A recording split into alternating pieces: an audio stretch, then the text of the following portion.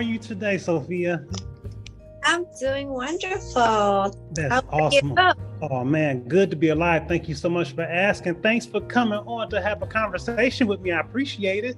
Of course. Oh my gosh, where to start? Where to start? Such a talented, multi-talented woman. Let's see what we got. Actress, director, producer, executive producer, writer, and real estate agent. Oh, you wear a lot of hats. I do a lot. Yes, I do. Yes, you do. Oh my gosh. So tell me, Sophia, how old were you when you decided that you wanted to do things in the entertainment realm? And did you have people around you, your family or friends that also did those things, or people that encouraged it? No, actually, when I was very young as a child, that's when I always wanted to be in front of the TV, writing stories, making up stories in my head. But it never occurred to me that I was actually gonna end up doing it. I was born in Peru, so when I came here and I was in high school, that's when I wrote a story and a teacher told me, oh my gosh, this is really good. You should publish it on the newspapers. Okay. And that's when I was like, oh, I want to be a writer, right? Okay. So I went to college thinking I was going to major in English. But then, of course, I had that family talk. My sister was like, you can't do that. You're going to starve. We didn't come to the States to be writers. So I had to drop my major and I majored in accounting. But I always thought in the back of my head, I'm going to come back to it. Eventually. So right after graduating from and getting my bachelor's degree in accounting, I went into a 2-year conservatory, acting conservatory. And that's where I studied script analysis and acting, and that's where it all started. Oh my gosh. So you, in terms of writing, you have formal education with the writing. It's not just something that you really put some time into. No, I did. Yeah, in high school, I took advanced composition and I did a whole semester that was just writing. Richmond, Virginia, VCU. Yes, I wanted to be a writer. Okay. And, yes. So which would you say that you have more of a passion for? Would it be the acting or would it be the writing? Because to listen to you talk about the writing, I would almost think that the writing is what you enjoy more than the acting. Yes, I think both. I think writing comes easier because you're able to do it at your own time. With acting, it's only when you get the opportunity to do so. So I have a bunch of stories that I want to make. I did one that we'll talk about later. But yes, I think that with the writing, that's what I love. I love writing and I love motivating people, encouraging, inspire people. That's what I love to do. Okay. You know what? Now, since you brought it up, I was going to hold on to it for a little bit, but all right, you mentioned it. Let's talk about Last Cry. Oh my gosh. Are you a martial artist? I mean, do you seem like you like action and sci-fi? I mean, tell me about that, Miss Director, producer, writer. Tell me about The Last Cry. I enjoyed that. Let me ask you first. Did you get to watch it? I did. Yes, I did. I sure did. Thank you. Yeah. Oh yeah. I watched it. I see that you co-wrote it, you produced it, and executive produced it, and you directed it. So it's like you wore multiple hats for that film. So being that you co-wrote it, that what I got out of that, in addition to the fact that you're creative, is I would almost submit to you, Sophia, do you have a love or an enjoyment for martial arts and action and sci-fi films? So I did after The Last Cry. Okay. What happened was like this. I wrote a very short piece. It was like 5 to 7 minutes. And then, before that, let me backtrack.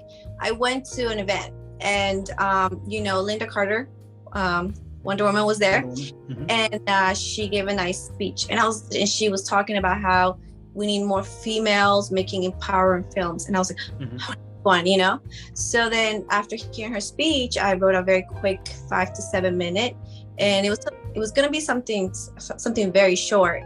But then I got with someone who is in the martial arts. His name is Chuck, and we together we were like, hey, why don't we make this longer, right? Sure. Instead of making it a 7 minute, let's make it like a 40 minute. And I said, okay.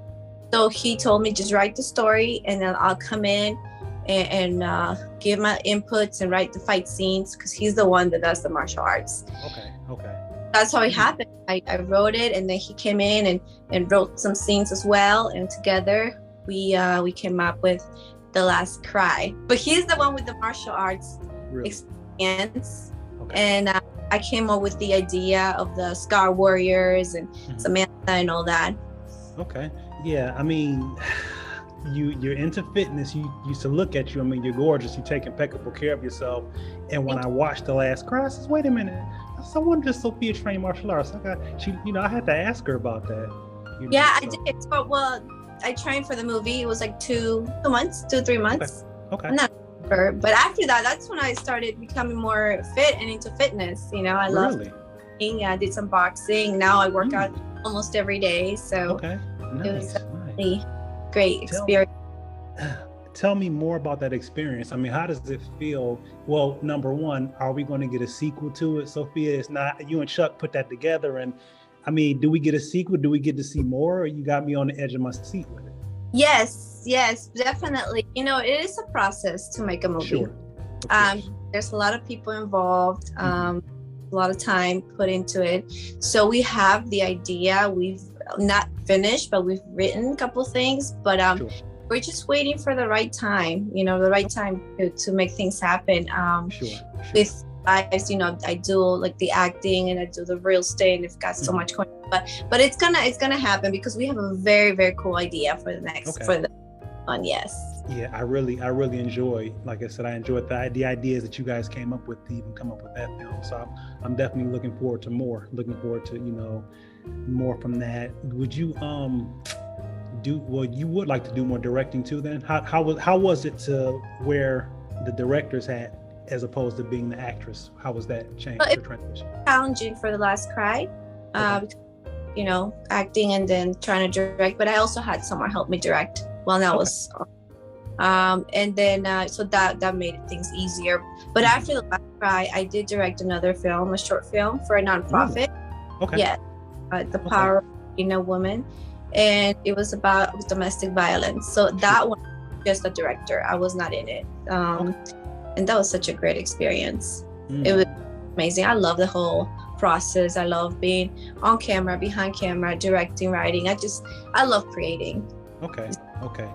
Clearly, you love it. And not only do you love it, but you're good at it too. So that's, definitely. Yeah. You're welcome. Very welcome. Do you have people in the industry, like give me 3 people that you that you respect and that you admire in the industry? Who would you say your top 3 are? I do like, as a director, I like Robert Rodriguez. Okay. Yes. Yeah. Films. Okay. I've watched almost all of them. So amazing. I would love to in the future work with them. As an actress, I like Meryl Streep. She's so versatile. She's so talented. She can play so many different characters. So I do love her. The 2 that I look up to. And if third, do I have a third one? I don't know. I think those are for now, that's the top 2. And that's fine. Yeah, yes. Absolutely. Do you, aside of Robert Rodriguez, do you have like 3 people that you would like to work with in the industry? I would love to work with when it comes to acting, or just in general, in all aspects. I think like Danny Trejo, I met him one time. I would love to work. I worked with Jennifer Lopez once, but it was we didn't interact. I was like it was one of her music videos, and I was just dancing. Okay. Yes, so focused. I would love to work with her one day. Okay. She's like so focused, so like, there to do her work, and such a great energy when I was on set with her. So I would love to actually work closer with her in the future. Sure. J-Lo has been around for many years too. Very experienced and respected actress for sure. And she does so many things, and she's great at what she does. Yeah. If I'm not mistaken, if I'm remembering correctly, do you remember the comedy sketch show In Living Color? Of course, yes. Yeah. Okay. Yeah. That's, if I'm not mistaken, I think that's where she got her start as a fly girl dancer. That's what she started. Yeah. And she danced and she was acting, and then she's Mm-hmm. singing. So she did Singing. Selena, done so much. Oh yeah, Yeah. yep. Serious business. Serious business. I can't remember if I asked this. Forgive me if I did, but I'm going to reiterate. Um, what made you decide to do The Last Cry? So it was the when I was I went to an event and Linda Carter was there. Okay, there we go. Okay. Yeah. Just okay. Good deal. Okay, beautiful. Howard. Tell me about I'm sorry, I apologize. Tell me about Pellegrino Productions. So I opened Pellegrino Production when I was making The Last Cry. Made it things easier, and then after that, I made The Last Cry. I produced, directed a movie for the nonprofit. I did another short, which was called 5 Minutes. It's a Christian short film, but we never actually got to put it out there. And then I did a couple commercials for small businesses. So we've done some work, but mainly opened Pellegrino Productions to make my own content. Sure. I don't know whose idea, if it was your idea or Chuck's idea. I would almost submit to you that it was your idea when the main character, not trying to give it anything away, but when she was visiting a particular person's gravesite, they actually quoted a scripture, you know. That's mine. Okay, yeah. I caught that. I'm Christian. I love God. In everything I do, I involve.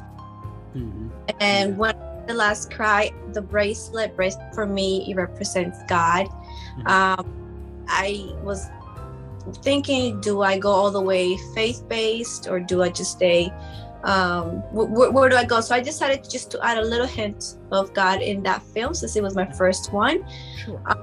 But yeah, I'm everything I do, I involve him. I'm very I have a very strong relationship with God. For sure. In fact, I'm writing one movie for him, and it's called It's Raining Inside. Really? Yes. So go ahead. I'm sorry, please. Hopefully I'll be done writing that within a month, and I pray that we can make that happen next year.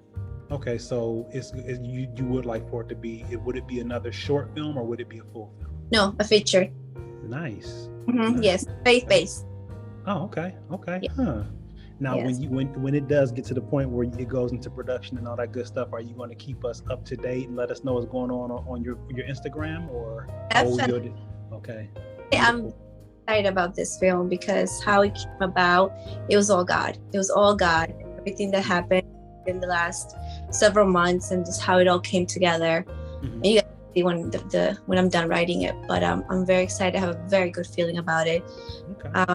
To motivate. It's going to empower the youth. It's for the youth. Okay. For the youth who come up, who are brought up without parental support. Sure. Yeah, that's important. Yes. Where did you get your foundation in terms of your relationship with God? Who instilled that in you? So I have a friend.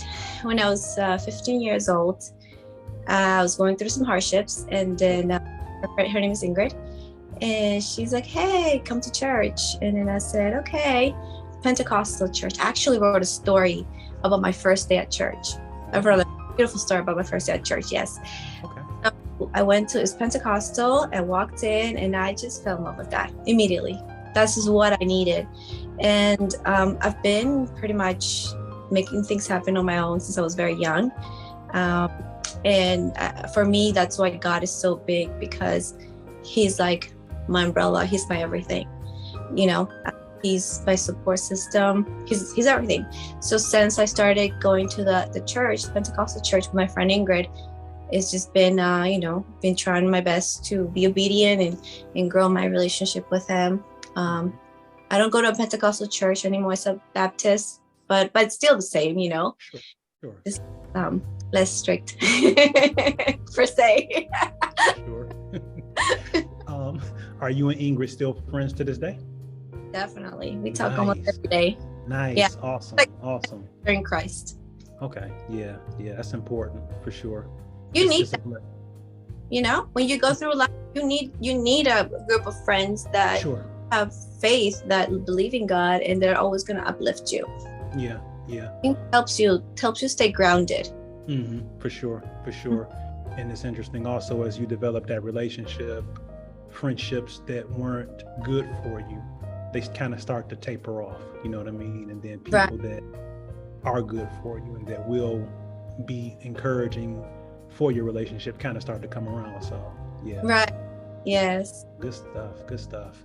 What would you say thus far is your proudest moment in your career? My proudest moment? Yes, ma'am. I have a couple, but I will say when I premiered The Last Cry, I had a full house. I had a full house. I did a premiere. Here in Virginia, then I did one in Baltimore, Maryland. I did one in Hollywood, so in DC. So just that, I was like amazing. The support, the amount of support I got was amazing. Okay. Yeah. You said you have a couple, so tell me about that second moment The then. premiere,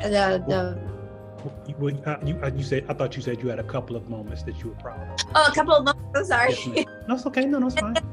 The other moment was when I saw my first time on TV. Okay. I was like, oh, okay, there I am. I remember House of Cards, very, very, very small role, but I, the lines, but just to see myself there for like 3 seconds, I was like, I was eating. I was like, For sure. Yeah. Now, when you were that high school girl that was just getting started with the writing, and you look at where the Lord has brought you to now, could you have, and he's not done with you, No. So could you even imagine where you were when you were a high school teenager to where you are right now, that you would have achieved what you have thus far in terms of, I mean, you the Last Cry, that being out, and just the experiences and the different things in entertainment that you've done thus far. Could you have imagined that you would have attained those things back then? Absolutely not. I was, I grew up just having to do things on my own. Sure. And then it just it was hard. And then I had the idea, and then I kind of, I do the real estate full time, and I wanted this. So it was just the idea, and I didn't think it was going to be such a great turnout. Okay. But then as I was going through the process, it was more like I forgot about all those doubts, all that negativity per se. I forgot about that. I just was focused. I was just focused. And I wasn't thinking, because you have a lot of people telling you this, telling you that, all the negative people, right? So paying attention to that, I was just focused on what I needed to do, where I needed to go, my next step, and then things happened.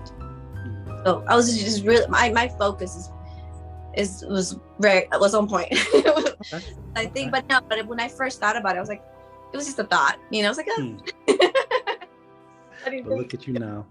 I tell you something you said earlier, Sophia, that I think is beautiful, and it's admirable, and more people should do it. Initially you were saying your sister told you shouldn't, and you went into accounting, and I think it's a beautiful thing that ultimately you did come back to it. What I mean? And life happens, and responsibilities and that can sometimes suffocate our dreams. And a lot of people that were very talented let go of those things because of what happens in life. So when I have the opportunity to talk with people, and even identifying with it myself, you may get away from that dream, but you come back to it.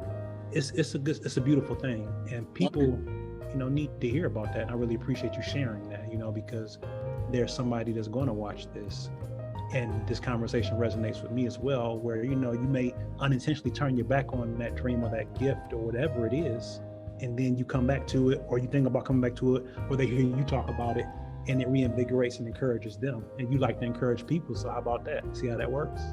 Yeah, it does. And I became a mom, a single mom, very young. Okay. So even with that, just and I say this because I want to encourage people who are single people. I thought, people would tell me, oh, you're a single mom, you're young, your life is over.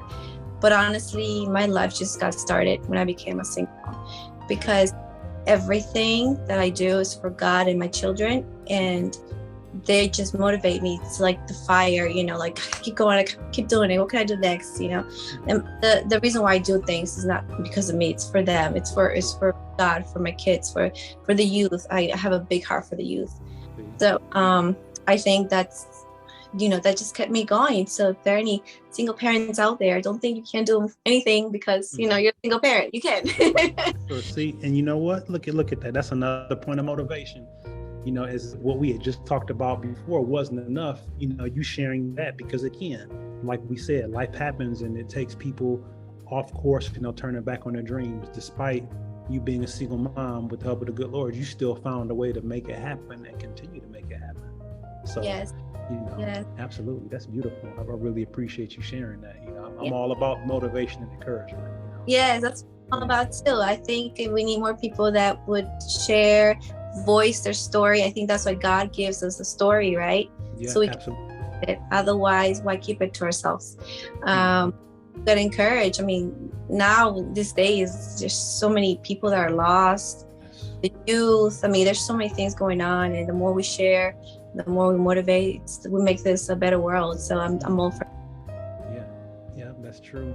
And it's interesting also because it's like, just you do what you do, I do what I do. And I think sometimes we have the tendency of just getting caught up in living life, just being ourselves. But Sofia being Sofia and Sofia shining means a lot to not only your children, but to also other people as well. And you're just, you think of it as just me being a mom or me being myself, but the smile that you share, the words of encouragement that you do or share, the way that you live your life, that's encouraging and an inspiration to people. You know, that some of them will let you know that they see you and they're watching, and others may not say a thing, but they're drawing encouragement from it. So that's a beautiful thing as well. You know? Yes, it is. And I love when people reach out and they ask for advice or how do you do this? I tell them, I even tell my kids, like, you have to look at my life. I've been able to do everything I have, not because of me, but because of God. Honestly, it's not easy being a single mom, having a full-time real estate career, pursuing dreams, and also giving back to the community, helping people. Sure. We go to every Sunday. It's not easy keeping it together and staying sane. And I tell my kids, because, you know, they look up to me, you know, I'm their role model. So you look up to me, I'm your role model, just see how I'm doing things, copy that. Because every person that's made it to a certain place in their life, there's a process, there's a model they followed, right? And for me, my model was God from 15 years old. And there were times that I did fall off, and I told God, I'll be back, I'm gonna do things my way. And that didn't work out. My kids, you know, you can do things your way and learn the hard way, or you can just do things God's way, and it'll be so much easier, and you'll attain a peace and just this faith and this confidence that you can't get when you're on your own. For sure. And yeah, that's like the biggest advice I tell everyone that asks me. Like, I'm not joking, like I really mean it. You know? Absolutely. To listen to you speak about it, and then just the different things that you share are a testimony. So I believe you, and the people that see this will believe it as well also. Yes. Now, with your children, have any of them absorbed that creative bug that mommy has? Have anybody inherited the creativity, or are they doing different things altogether? So they were in a play with me several years ago. Okay. They were in the cry. They're in the last cry. Really? Little Samantha and the bully. Yes. Really? Wow. Okay. Yeah. They did a good job. Yeah. So they look like it. They've done a couple commercials, but then they said they wanted to take a break. I don't push anything on them. Sure. So they're doing school once, you know, just all about friends now. So it's okay. Sure. But they yeah.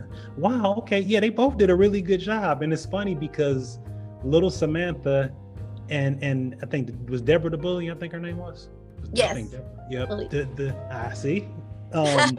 it's one spectrum to another because, and I'm not going to give anything away, but little Samantha's personality as opposed to Deborah's personality, like complete opposite side of the spectrum.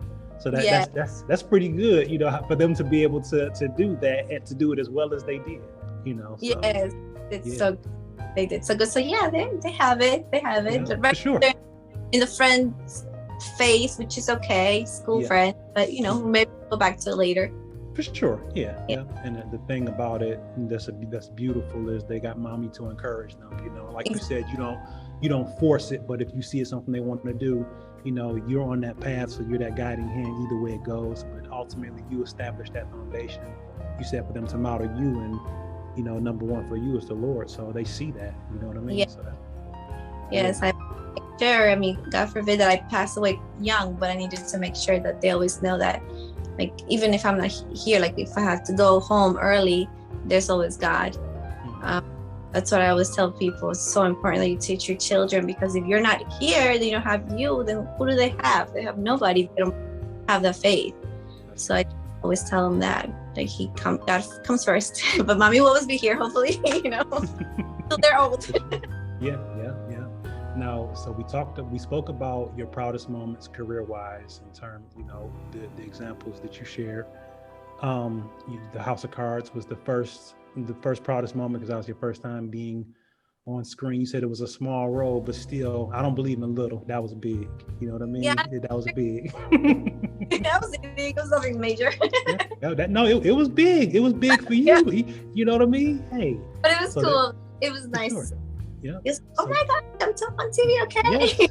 Yeah. See, so we got House of Cards and then The Last Cry were the two professional. What would you say was your proudest moment just in life so far? A lot, but I would say just definitely, like, overall, looking at my life as a big picture, right? Mm-hmm. My children, how my children have turned out to be. Which they have beautiful hearts, and I think that's like my main thing. I wanted to make sure they have beautiful hearts, and they do. So that's, like, I'm very, very proud of them. And then as far as I don't know, like, just I think I'm very proud of my children. I'm proud of my sisters to have a couple that already are going to church, and I don't know. I'm proud of a lot of the things I've done because it's but I think that's pretty much my proudest probably. And the real estate career, I'm so blessed. I have amazing clients, so that has been the biggest blessing as far as careers. I think real estate too, because it's allowed me to do the real estate and also the acting. Sure. Yep. Connecting with people. The real estate is not only providing for you and your girls, but also providing, funding your dreams is also. Exactly. Yeah. What would you say, Sofia? What is a word of encouragement that you would share with somebody that is facing a tough time in their life? I would say hold on to God.